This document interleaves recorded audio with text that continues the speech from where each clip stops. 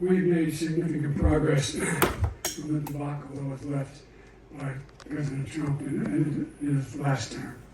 We find ourselves in a situation where, number one, we have to make sure that we have a fair tax system.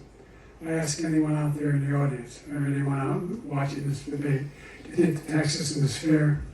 The fact is that I said nobody even making under $400,000 had a single penny increase in their taxes, and will not.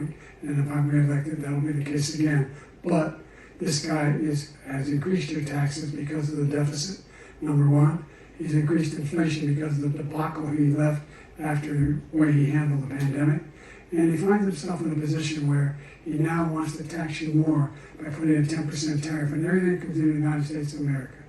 What I did, well, for example, he wants to get rid of the ability of Medicare for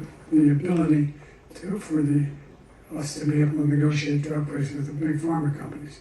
Well, guess what? We got it down to $35 for insulin instead of $400.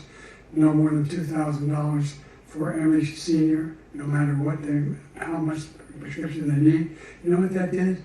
That reduced the federal debt by $160 billion over 10 years because the government doesn't have to pay the exorbitant prices.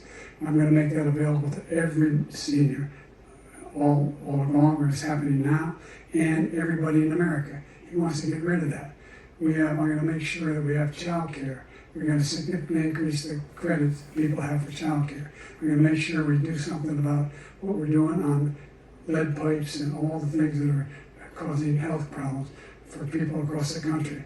We're going to continue to fight to bring down inflation and give people a break. Thank you, President Biden. President Trump, you now have 2 minutes for your closing statement. Like so many politicians, this man is just a complainer. He said, we want to do this, we want to do that, we want to get rid of this tax, that tax. And he doesn't do anything. All he does is make our country unsafe by allowing millions and millions of people to pour in. Our military doesn't respect him. We look like fools in Afghanistan. We didn't stop Israel. It was such a horrible thing that would have never happened. It should have never happened. Iran was broke.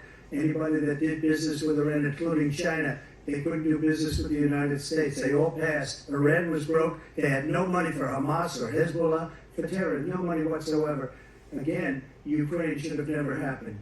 He talks about all the stuff, but he didn't do it. For 3.5 years, we're living in hell. We have the Palestinians and we have everybody else rioting all over the place. You talk about Charlottesville. This is 100 times Charlottesville, 1,000 times. The whole country is exploding because of you.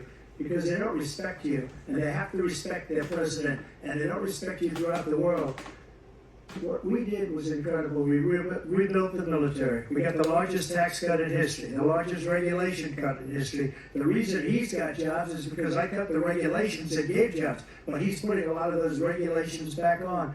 All of the things that we've done, nobody's never seen anything like. Even from a medical standpoint, right to try, where we can try space-age materials instead of going to Asia or going to Europe and trying to get, when you're terminally ill, now you can go and you can get something. You sign a document, they've been trying to get it for 42 years. But you know, what we did for the military was incredible. Choice for our soldiers, where our soldiers, instead of waiting for 3 months to see a doctor, can go out and get themselves fixed up and readied up and take care of themselves, and they're living. And that's why I had the highest approval rating in the history of the VA. So all of these things, we're in a failing nation, but it's not going to be failing anymore. We're going to make it great again. Thank you, former President Trump, President Biden. Stay with us because we have full analysis of this debate. Anderson Cooper and Aaron Burnett starts now on CNN.